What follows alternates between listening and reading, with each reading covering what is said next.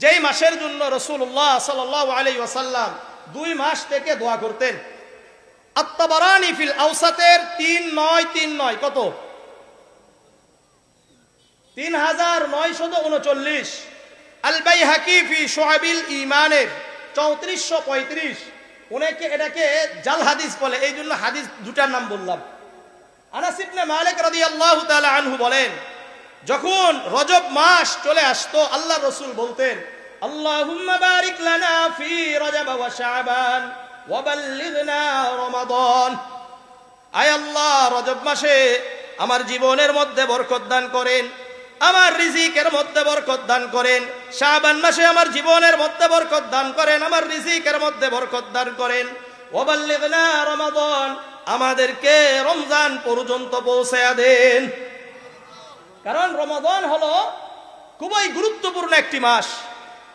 এই মাসে যারা নিজেদেরকে গুনাহ মুক্ত করতে পারলো না, তাদের ব্যাপারে জিবরিল আলাইহিস সালাতু ওয়াস সালাম বদদুয়া করছে। সহিহ আত-তারগীবের 995 নম্বর হাদিস, আন কাব ইবনে উজরা রাদিয়াল্লাহু তাআলা আনহু قال قال رسول الله صلى الله عليه وسلم احضروا المنبر।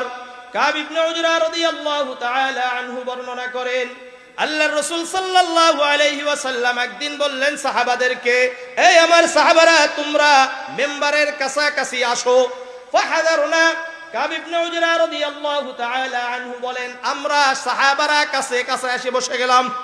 ফালাম্মা ইরতাকা দারাজাতান ক্বালা আমিন। আল্লাহর রাসূল প্রথম সিঁড়িতে যখন পা রাখলেন বললেন আমিন। ফালাম্মা ইরতাকাত দারাজাতাস সানিয়াতা ক্বালা আমিন। আল্লাহর রাসূল যখন দ্বিতীয় সিঁড়িতে পা রাখলেন বললেন আমিন। ফালাম্মা ইরতাকাত দারাজাতাস সালিসাতা ক্বালা আমিন। আল্লাহর রাসূল যখন তৃতীয় সিঁড়িতে পা রাখলেন বললেন আমিন। ফালাম্মা নাযালা, আল্লাহর রাসূল খুতবা দেওয়ার পরে নামলেন। আমরা বললাম, লাকাদ সামি'না মিনকাল ইয়াওমা শাইআন মা কুন্না নাসমাউহু ইয়া রাসূলুল্লাহ ইয়া হাবিবাল্লাহ। আজকে আপনার জবান মুবারক থেকে যেই কথাগুলো শুনলাম, এর আগেও কখনো এমন কথা শুনি নাই।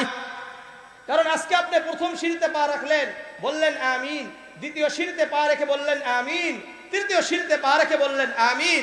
এর আগে কখনো আমরা এমনটা শুনি নাই।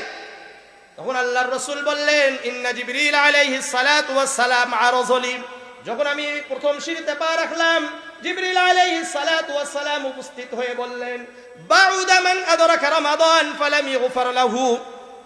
ওই ব্যক্তি ধ্বংস হয়ে যাক যে ব্যক্তি রমাদান মাস পেয়েছে কিন্তু আমল করে নিজেকে গুনাহ মুক্ত করতে পারে নাই, ওই ব্যক্তি ধ্বংস হয়ে যাক। কুলতু আমিন। আল্লাহর রাসূল বলেন, আমি সমর্থন জানিয়ে বললাম আমিন। আমিন অর্থ আল্লাহুম্মা তাকাব্বালহু, আয় আল্লাহ আপনি এই দোয়াকে কবুল করে নেন। ফালাম্মা রাকিতুস সানিয়াতা, যখন আমি দ্বিতীয় সিঁড়িতে পা রাখলাম, আবার জিবরিল আলাইহিস সালাতু ওয়াস সালাম বললেন, বাউদা মান আদরাকা মান যুকিরতা ইনদাহু ফালাম ইসাল্লি আলাইকা। ওই ব্যক্তি ধ্বংস হয়ে যাক যেই ব্যক্তির সামনে আপনার নাম উচ্চারিত হলো, এরপরেও আপনার উপর সাল্লাল্লাহু আলাইহি ওয়াসাল্লাম আল্লাহুম্মা সাল্লি আলা মুহাম্মদ ওয়া সাল্লিম পরে দরুদ পাঠ করলো না। আমি বললাম আমিন। আল্লাহ আপনি জিবরিলের এই দোয়াকে কবুল করে নেন।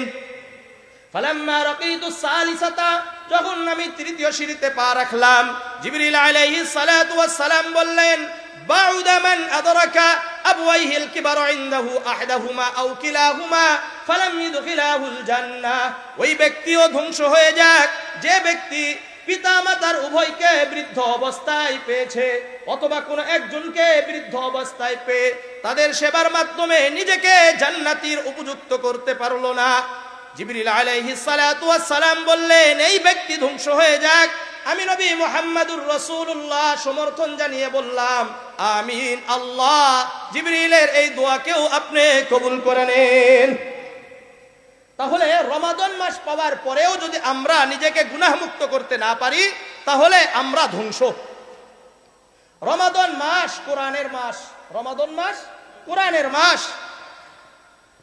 সূরাতুল বাকারার 185 নম্বর আয়াত আল্লাহ বলেন, শাহরু রমাদান আল্লাযী উনজিলা ফীহিল কুরআন।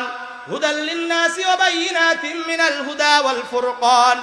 রমাদান মাসে কুরআনকে অবতীর্ণ করা হয়েছে মানুষের হেদায়েতের জন্য। সুতরাং রমাদান মাস কোরআনের মাস, কোরআন বেশি বেশি তেলাওয়াত করা, অধিক পরিমাণে কোরআন তেলাওয়াত করা, অধিক পরিমাণে কোরআন তেলাওয়াত করা। রমাদান মাস